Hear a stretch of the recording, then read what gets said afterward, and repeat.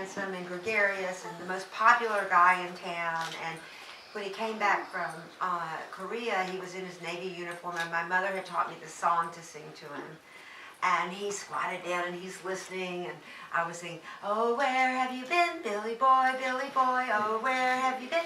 So when I finished the song, he just applauded and laughed, and the whole room laughed and applauded. And I thought, I want more of this for the rest of my life. This is where I live now.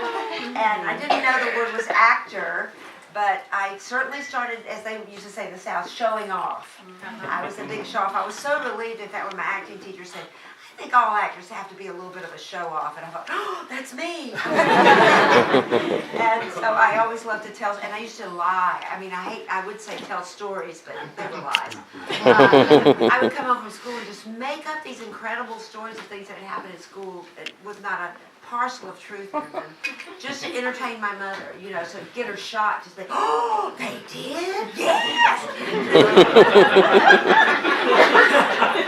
We had I don't know if these people still exist, but in the 50s, in the South, there were a lot of peeping toms going around. Y'all heard peeping toms? Yeah. It sounds like a suburban housewife myth or something.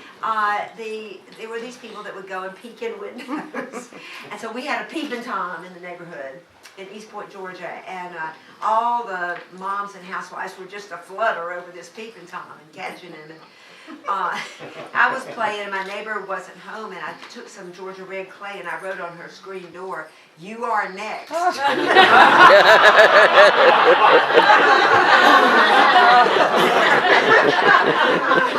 was a terrible child. And so she came home and she started yelling and screaming and ran across the street to Mama and got Mama, and they were there. All the women were gathered around and they all went to look at this door. And Mama recognized my handwriting. So